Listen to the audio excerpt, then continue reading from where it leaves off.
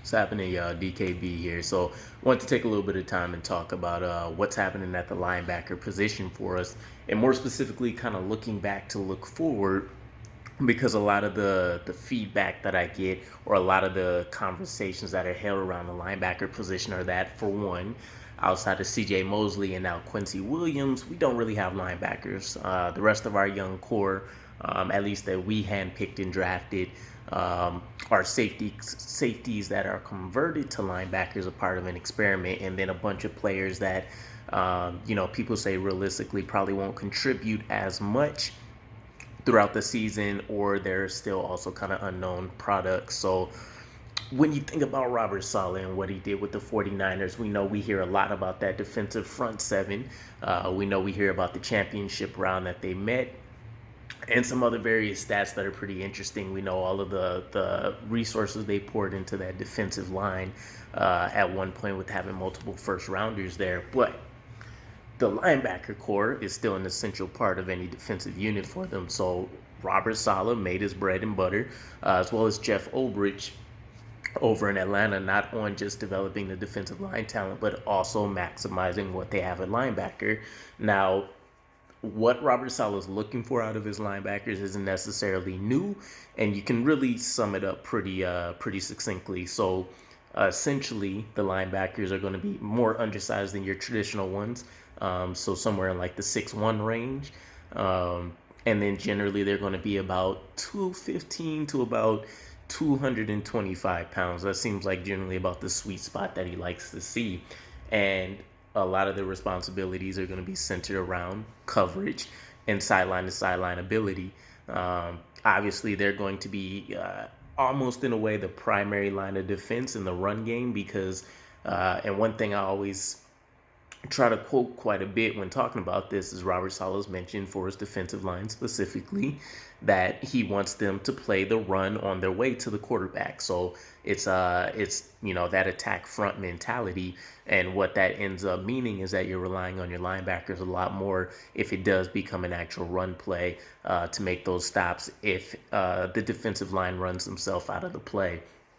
So if we take a look at what Robert Saleh has had to work with, and kind of some key stats that were around what they've done for the year, it paints a little bit of a better picture. And one of the things that I think we need to also recognize here, is that, for one, we haven't necessarily devoted any high level resources to the linebacker department, which probably won't continue to happen unless one of those unicorns that Saleh mentioned, like a Tremaine Edmonds, who he called out, happens to be in play for us somehow. But 2017 to 2021, essentially at least the end of the 2020 year, is when Robert Saleh was leading the defensive coordinator spot for the 49ers. And you'd have to keep in mind, the way I imagine NFL offices and the coaching staffs and front office working together, is that as the defensive coordinator, you're essentially just a mini head coach for that for that particular unit. Of course, that's going to include everything from defensive line to secondary. And the head coach is really just kind of putting, let's say, giving the thumbs up or the thumbs down to certain things that they either are philosophically aligned on, or they just believe it's the best way to handle things. So Robert Saleh is definitely quarterbacking the defensive aspect of the 49ers at this time, with Kyle Shanahan and them, making sure the offense is as well off as can be. So in 2017, Robert Saleh had to work with Eli Harold, 2015 third round pick, Reuben Foster, who I would have gave you guys a trivia question in the beginning, but Reuben Foster is the only first round pick during that tenure that Robert Saleh got to work with. And it wasn't for lack of talent. It was more so character issues that caused his downfall a little bit. But a first rounder there, Brock Coyle, who was an undrafted free agent, Navarro Bowman, who was already there as a 2010 third round pick, and then Mark Nzolcha, I guess you can say, 2015 seventh round pick. So right there, outside of the third round pick and Eli Harold, we're not talking about a whole lot of resources. And Navarro Bowman was on the end of his downswing of his career. We fast forward to 2018, which actually, let me backtrack, by the way. In 2017, they ultimately finished with a 6-10 record. When we're talking about running games specifically, because we're not talking about pass rushing statistics when it comes to our linebackers as much. They finished 22nd in rushing yards allowed, and then they finished 7th in yards per attempt. So still a top 10 unit in terms of limiting huge plays and being able to put a cap on things there. We fast forward to 2018. We try to see what ends up changing. He gets Fred Warner, a third round pick in 2018. He still has Reuben Foster. He's working with Brock Coyle, an undrafted free agent still. Terrence Garvin, an undrafted free agent. And then it looks like he had Eli Harold. That year, they finished 4-12. We know that was the legendary injuries galore for them.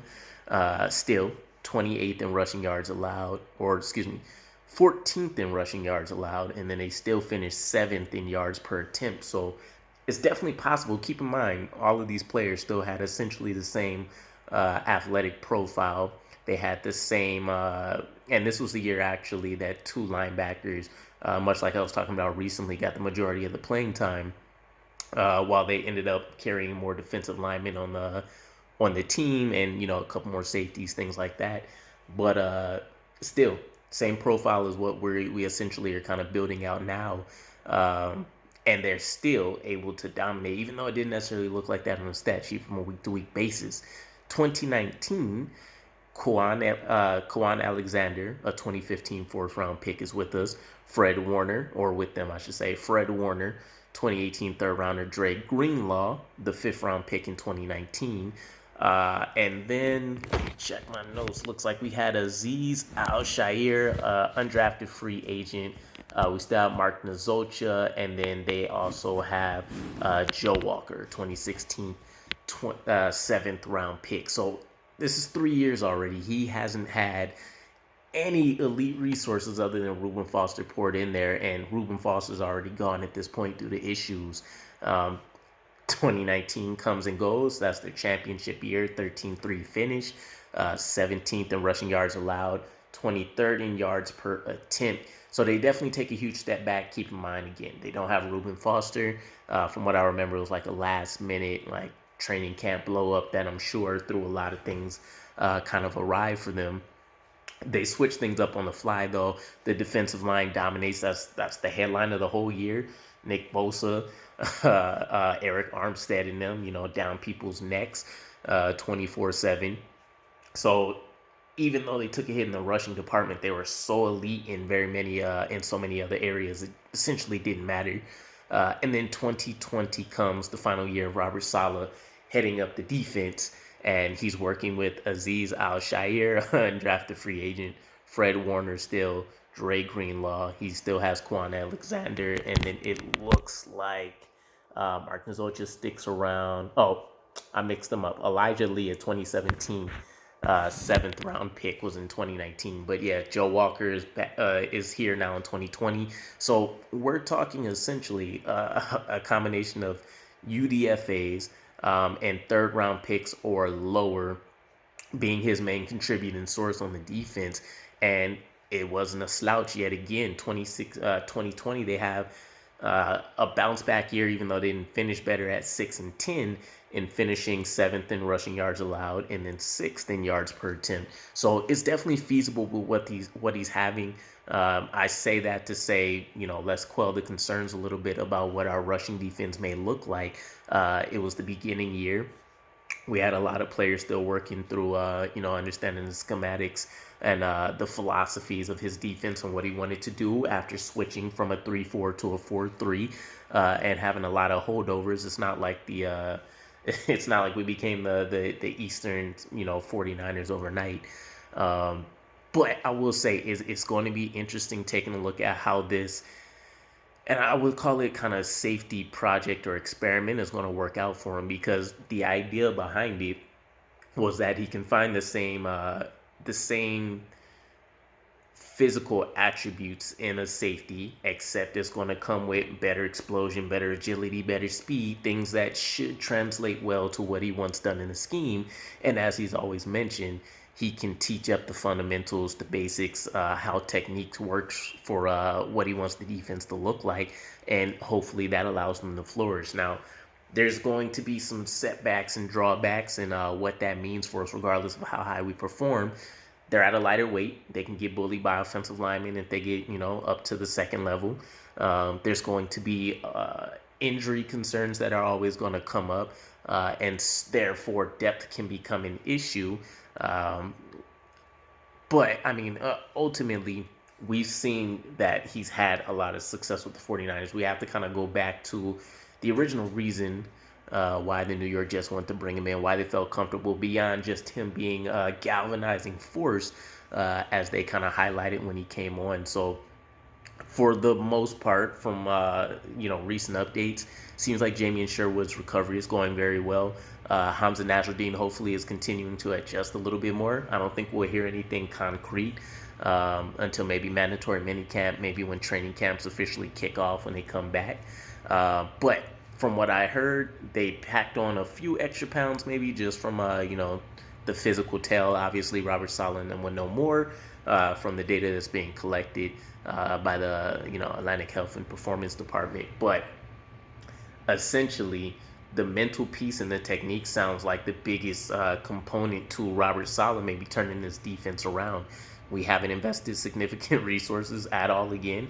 I think every mock draft that I read leading up to the months of the NFL draft had us taking one, at least maybe two linebackers at some point, Leo Chenal and some of the, highly explosive players like Troy Anderson being chief among the tops. But ultimately, it seems like Robert Saleh is, he's lived this life and walked the walk. So, UDFAs, mid-round talents, etc. Once he keys in on some of the things he wants from a physical perspective, he's going to develop that and, see how that plays out. So I think if he gets the safety thing to work out with this project, I think that means that you can expect maybe that to be part of the pipeline. Players that are in the mid to late round selections, maybe even some UDFAs, will have to pay attention to if they mention specifically any kind of position changes moving forward. If we see Jamien Sherwood and Hamza Nasruddin, flame out essentially, I think maybe we go back more so to finding the players that have played traditionally linebacker and still has the physical attributes he's looking at, like he's done in the past, and then coaching them up. So, it's going to be interesting to watch for this 2022 season. I'm sure we'll see a lot of it on the flight 20. Why am I forgetting the name of it? But the flight little series that they posted out for us. So I'm excited for when that comes back as well. But let me know what your guys' thoughts are, not on just what our linebackers are, but how you guys feel about Robert Saleh's approach to the position. I'll catch you guys again, though. Peace.